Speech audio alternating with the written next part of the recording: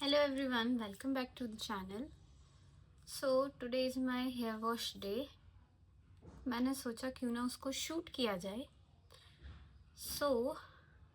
मैं hair wash pre और post क्या वर्क करती हूँ हेयर वॉश के टाइम पे, वो आज इस वीडियो में आपको बताएंगे. मैं कौन से प्रोडक्ट्स यूज़ करती हूँ. बेसिकली मैं स्विच करती रहती हूँ क्योंकि मैं बोर हो जाती हूँ. All and all, come with me for a hair wash routine. So first thing first, हम हमारे हेयर को डिटैंगल करेंगे ताकि वो हेयर वॉश के लिए टाइम ज़्यादा ब्रेक ना हो.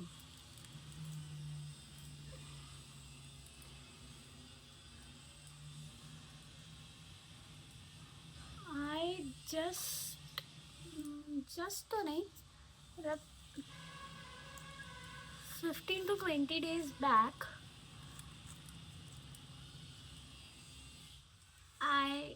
my hair underwent some chemical changes. थोड़ा कुछ कार्यक्रम हमने हमारे बालों में करवाया है जो कि विजिबल भी है. उसके लिए थोड़ा ज़्यादा ध्यान देना पड़ता है क्योंकि होता क्या है, वरना वो एक तो हेयर स्ट्रेटनिंग स्मूथनिंग वगैरह कराओ तो आपको थोड़ा ज़्यादा कॉन्शियस हो जाना पड़ता है पोस्ट हेयर वॉश रूटीन पे, क्योंकि उसमें मास्क वगैरह सारी चीज़ें इंक्लूड होती है. मास्क नहीं करना तो कंडीशनिंग तो करना पड़ेगा. और अगर आपने कुछ हेयर ट्रीटमेंट नहीं ले रखा तो आप सिंपल शैम्पू भी यूज़ कर सकते हो if you scalp is oily. But अगर आपने ट्रीटमेंट ले रखा है, although my scalp is oily, फिर भी मुझे प्रॉपर इसको कंडीशन करके और मेंटेन करना पड़ता है क्योंकि इसमें हेयर हाइलाइटनिंग के अलावा भी 2 बार हेयर ट्रीटमेंट हो चुका है. Last year I went for nanoplasty कहते हैं. This year I went for smoothening. तो क्योंकि बहुत ज़्यादा डैमेज होता है और वो डैमेज विजिबल होता है, तो आपको वो डैमेज विजिबल ना हो और हेयर टेक्सचर ख़राब ना हो, उसके लिए आपको बहुत तामझाम करना पड़ता है.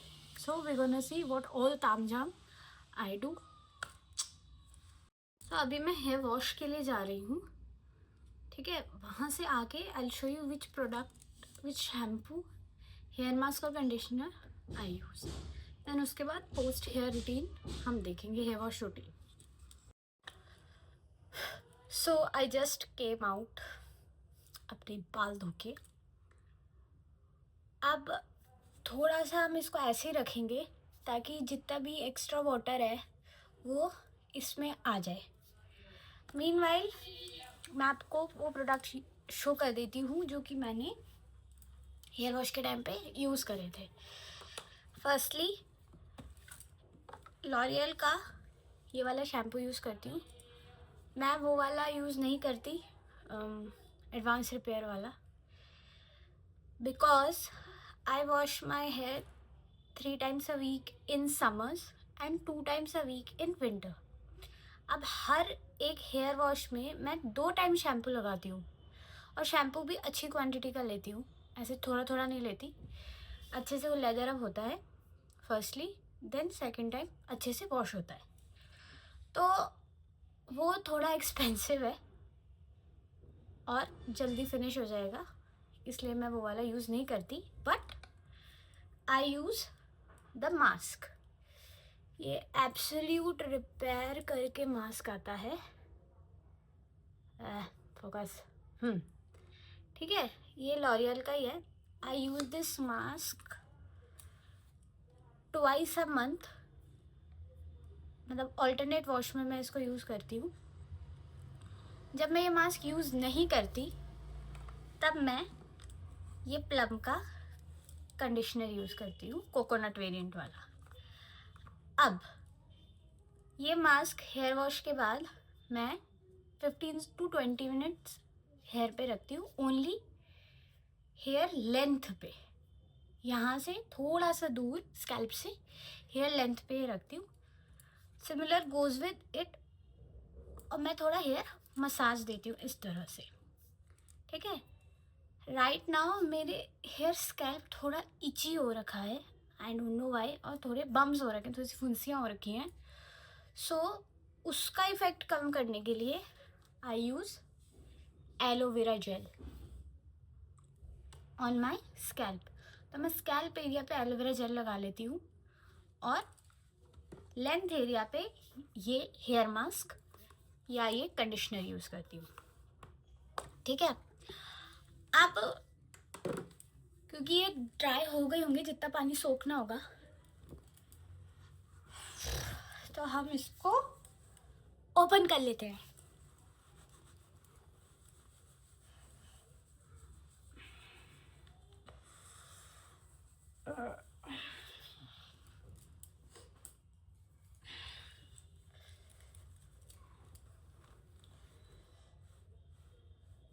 अब अर्लियर जब मेरा हेयर ट्रीटमेंट नहीं हुआ था नैनोप्लास्टी से पहले, तब मैं हेयर ड्राई कैसे करती थी, ऐसे लेके इसको स्क्रंच कर देती थी, क्योंकि मेरे हेयर का नेचुरल टेक्सचर है वेवी। बट अब क्योंकि मैंने स्पेशली इनको स्ट्रेटन अप करवाया है, तो मैं धीरे धीरे प्रेसिंग करके उसको नीचे लेके आती हूँ, जस्ट लाइक दिस। तो जितना भी एक्स्ट्रा वाटर होता है, जो भी आ सकता है, वो इसके थ्रू आ जाता है।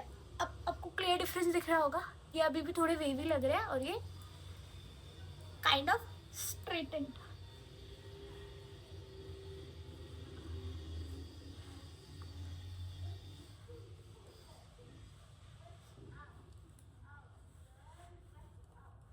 ओके, नाउ अब हम क्या करेंगे, क्योंकि हेयर पे बम्स स्कैल्प पे बम्स आ रखे हैं, हम एलोवेरा लगाएंगे और इसको बालों में ही रहने देंगे, इसको हम वॉश नहीं करेंगे। मैं बार बार ऐसे ऐसे नहीं लेती, मैं एक हैंडसम अमाउंट लेती हूँ।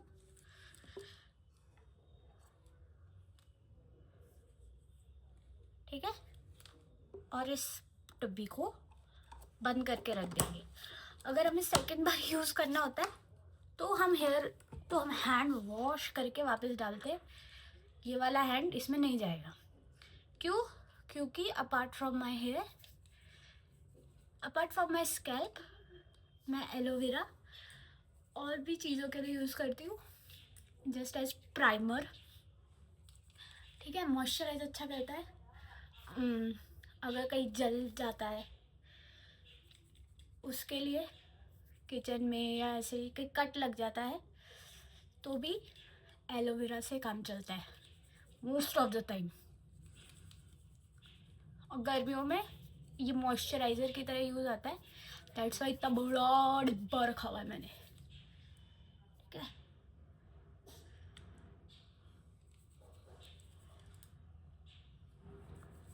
एलोवेरा लगाने के लिए कुछ सेक्शनिंग करने की ज़रूरत नहीं होती। जस्ट योर हैंड, थोड़ा सा एलोवेरा, बस फिंगर्स से ही लगाते जाना है। ज़्यादा रब नहीं करते, क्योंकि खुजली चालू हो जाती है, फिर मीठी मीठी मीठी मीठी खुजली होती रहती है, मन करता है खुजलते रहो, और जैसे खुजली करना बंद करो तो फिर वो इचिंग चालू हो जाती है। मतलब ऐसे लगता है जैसे बहुत ज़्यादा गर्मी हो रखी है स्कैल्प पे। ठीक है, ये फ्रंट सेक्शन में एलोवेरा लग चुका है। अब हम बैक सेक्शन में लगेंगे। विजिबल नहीं होगा ऑब्वियसली।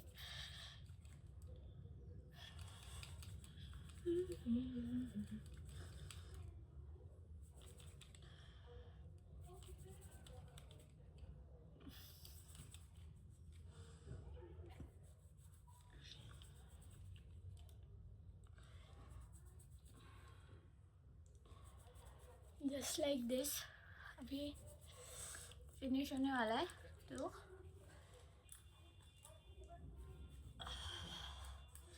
जैसे हम ऑयल की चम्पी करते हैं ना, वैसे एलोवेरा चम्पी दे दो एक बार यार, मस्त सी।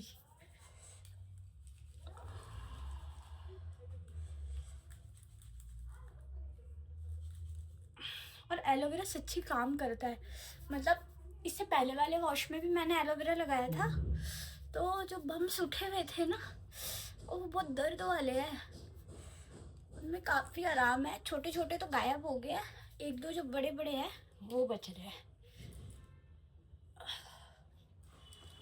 Okay, so we are done applying aloe vera gel. Now next step. अब ठंडी हो रही है तो मैं इसको हेयर को एयर ड्राई के लिए नहीं छोड़ूंगी, हम ड्रायर, इलेक्ट्रिक ड्रायर की हेल्प से ड्राई करेंगे। बट बिफोर दैट हम सीरम अप्लाई करेंगे। This is Livon one. मेरे पास बजाज आमंड ड्रॉप का भी सीरम है। हाँ, बजाज आमंड ड्रॉप का सीरम आता है, और वो जो आमंड ड्रॉप तेल आता है ना, उसी का ही वो उसी वेरिएंट में आता है। और उससे पहले स्ट्रिक्स का भी था, 2 pumps for each hair side. ठीक है, अब इसको हम 2 पार्ट्स में ऐसे डिवाइड कर लेंगे। नीचे से स्टार्ट करेंगे क्योंकि स्प्लिट एंड होने की प्रोबेबिलिटी बहुत ज़्यादा रहती है, इस तरह से। ठीक है, फिर ऊपर की ओर जाएंगे।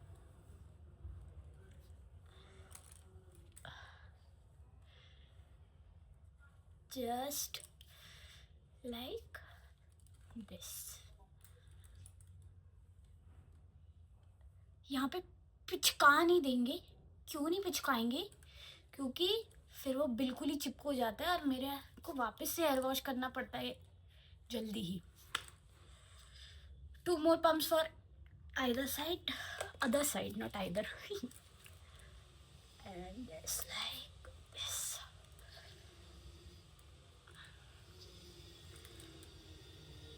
सॉफ्ट हैंड ऊपर फैलेंगे। ठीक है, और वैसे तो कुछ बचा नहीं है, पर जो भी बचा है इसको बैक साइड में अब एक साथ लेके। ओके,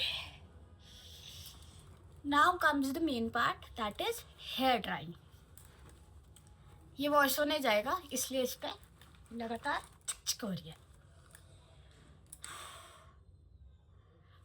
अब सीरम को ऊपर से यूजुअली बोलते हैं कि हेयर लेंथ पे अप्लाई करो, तो ये हेयर लेंथ ही कहलाती है। मैं यहाँ से इसलिए अप्लाई करती हूँ क्योंकि अगर आप सिर्फ यहाँ ऐसे ऐसे अप्लाई करोगे तो क्या होता है, आपके इतने जो बाल हैं वो तो लगते हैं बिल्कुल घोड़े की पूंछ जैसे सीधे सपाट।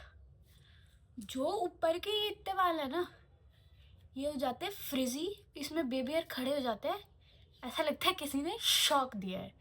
तो यहाँ तक तो सुंदर लग रहे होते हैं एकदम घोड़े की पूंछ जैसे, और यहाँ पे ऐसे शॉक लगे हुए लगते हैं। इसलिए थोड़ा हल्के हाथ से, बस स्कैल्प पे टच नहीं होना चाहिए, इतना ध्यान रख लो। ना कंडीशनर, ना मास्क, ना सीरम, बाकी सब फिट एंड फाइन है। अब हम करेंगे हेयर ड्राई। ये फिलिप्स का है, इसमें 2 हेयर सेटिंग है। एक तो होता है बहुत तेज, एक होता है। तो हम पहले तो वाले पे करेंगे जिससे मेजॉरिटी ऑफ हेयर ड्राई हो जाएंगे। और ये हीट, कोल्ड नहीं, हॉट सेटिंग पे है, इस पे कोल्ड सेटिंग का ऑप्शन है ही नहीं। ये तो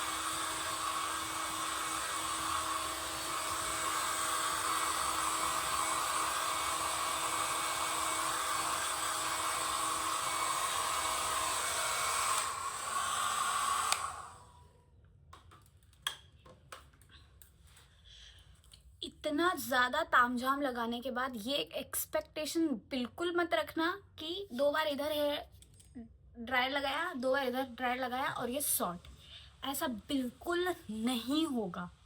अभी क्या हुआ है, मैंने सिर्फ स्कैल्प वाले एरिया पे ड्राई करा है और इधर ड्राई करा है, जितना भी स्कैल्प एरिया है, और थोड़ा थोड़ा हेयर लेंथ पे कर दिया है।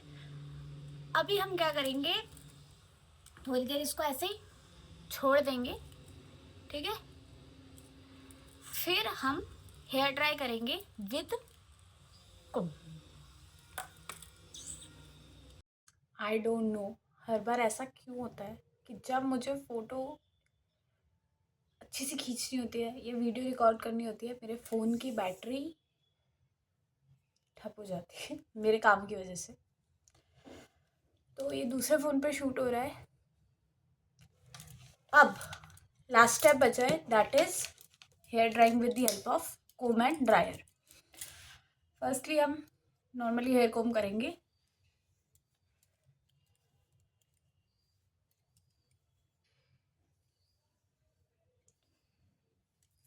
Now after hair wash, I am combing my hair right now only. मैंने बीच में भी हेयर कोम नहीं करा जब ये ड्राई हो रहे थे, ठीक है।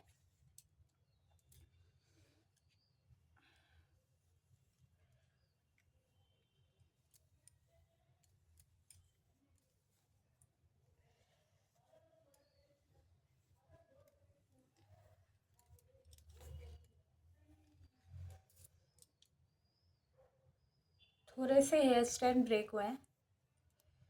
अब वो थोड़े क्यों ब्रेक हुए हैं उसका सोल्यूशन भी मैं आपको अभी दे रही हूँ।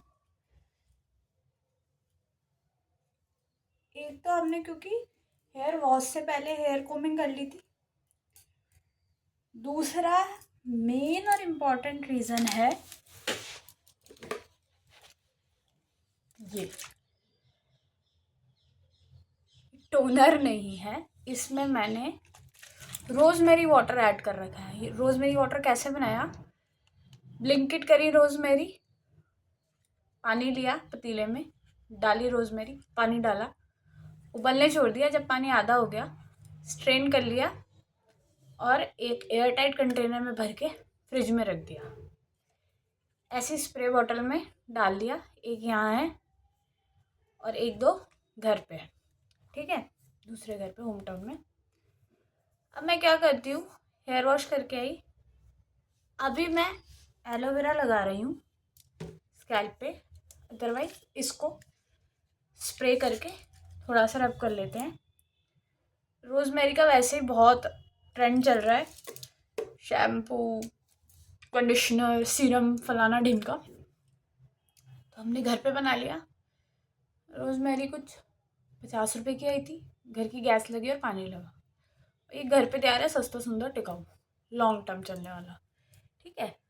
अब रोज़मेरी मेरे दिमाग में क्यों आई, क्योंकि प्लिक्स का एक रोज़मेरी सीरम आता है, मैंने वो एक शीशी मंगाई। ऐसे करके वो ड्रॉपर में आता है, आप ड्रॉपर के थ्रू उसको अप्लाई करो and you have to leave it. वो 700-800 या 900 की बॉटल आई थी and it was like this much. आधी यूज़ कर ली, जब आधी हुई मेरे दिमाग में आया थॉट ये तो ख़त्म होने वाली है। फिर मैंने क्या करा, ऐसी ही स्प्रे बॉटल ली, जितनी आधी बची थी उसका भी आधा मैंने स्प्रे बॉटल में डाला, बाकी पानी से भर दिया, शेक करके वो लगाना चालू कर दिया। उससे उसका वो बढ़ गया टाइम, और मेरे को क्योंकि प्रोडक्ट थोड़ा ज़्यादा क्वांटिटी में हो गया था तो अच्छे से लगाया, और स्प्रे बॉटल में था तो वो इवनली स्प्रेड आउट हो गया। फिर मैंने सोचा मैं उस पर भी पैसे क्यों इन्वेस्ट करूँ, then I went for homemade rosemary water. अब आपकी प्रेफरेंस के हिसाब से आप उसमें चीज़ें ऐड कर सकते हो। मैंने सिर्फ रोज़मेरी डाला था। अभी मैं ये क्यों यूज़ नहीं कर रही हूँ, क्योंकि बम्स हो रखे हैं, तो मैंने जो इससे पहले वाला हेयर वॉश करा था उसमें मैंने ये यूज़ कर लिया था, तो वो बम्स इरिटेट हो रहे थे ऑब्वियसली, क्योंकि थोड़ा तेज़ है, ये स्ट्रॉन्ग रहता है, इसलिए। आई होप आप समझ गए होंगे। चलिए अब करते हैं हमारा hair dry with the help of dryer and comb. चश्मा उतार लेते हैं, चश्मे का कोई काम है नहीं, कुछ पढ़ना तो है नहीं ना। मीडियम सेटिंग पे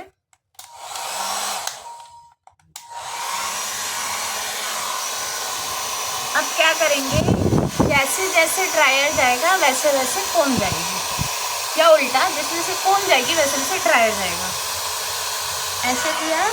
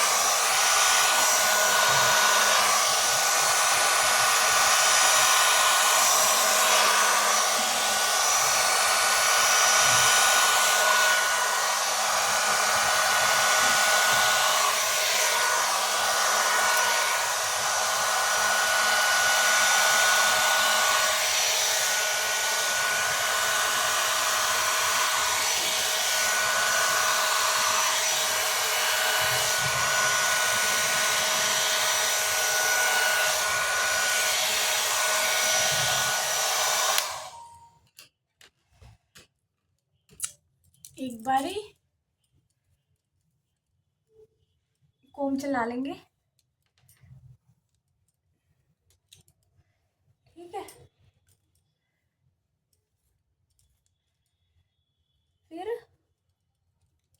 आपकी फाइनल हेयर करेंगे।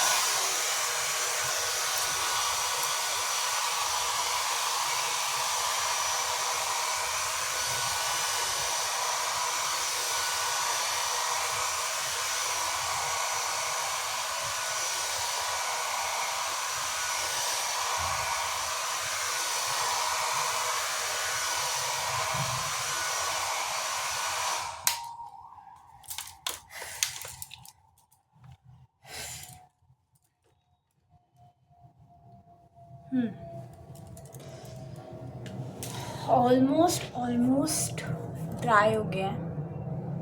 Y I am saying almost, क्योंकि जो बैक हेयर होते हैं ना, ये वाले दिस, ये टाइम लेता है सूखने में। If you compare the length तो हमारी ऑलमोस्ट सूख चुकी है। तो इतना प्री तो इतना को कुछ तामझाम नहीं होता, पोस्ट तामझाम ज़्यादा होता है। सी,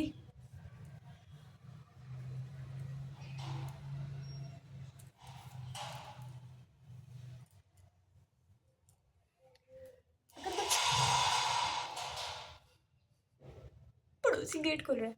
अगर कुछ ट्रीटमेंट कराया है तो उसकी केयर करनी पड़ेगी आपको। यूजुअली भी हेयर केयर करनी पड़ती है, ऑयलिंग करनी पड़ती है, हेयर मास्क लगाना पड़ता है, भले घर का लगाओ, रिठावना शिकाकाई वाला, या बाहर का फैंसी मास्क लगाओ, पर कुछ ना कुछ आप लगाते ही रहते हो। Similar goes with after treatment also. Treatment के बाद आपको कुछ ज़्यादा ही केयर करनी पड़ती है, तो आप घर की होम रेमेडीज से स्विच होके मार्केट की उस पर चले जाते हो, क्योंकि केमिकल भी मार्केट बेस्ड ही होता है। ठीक है, तो ये था हमारा hair wash pre and post care routine. अब क्योंकि मैंने केमिकल ट्रीटमेंट कराया है, अभी 1 मंथ भी नहीं हुआ है, तो मैं ऑयलिंग नहीं कर रही हूँ वॉश से पहले, वरना मैं ऑयलिंग भी करती थी। अभी 30 डेज़, 1 महीना या सवा महीना हो जाएगा, then after that I will start oiling. अब ऑयलिंग भी आप अपनी प्रेफरेंस के अकॉर्डिंग ऑयल यूज़ कर सकते हैं। आई यूज़ होम बेस्ड तिल्ली का तेल। तिल्ली का तेल का बेस है और उसमें कुछ जड़ी बूटी मिली हुई है। मेरी एक फ्रेंड की मम्मा बनाती थी, तो मैंने उनसे परचेज़ कर लिया। वो होममेड ऑयल बहुत स्मेल आती है और वो स्मेल बियरेबल भी नहीं होती है, ठीक है। बट उसका एक फ़ायदा रहता है कि आपको उसका इम्पैक्ट फर्स्ट यूज से ही दिखने लग जाता है। Okay, now it's time to say toodles and thanks for watching.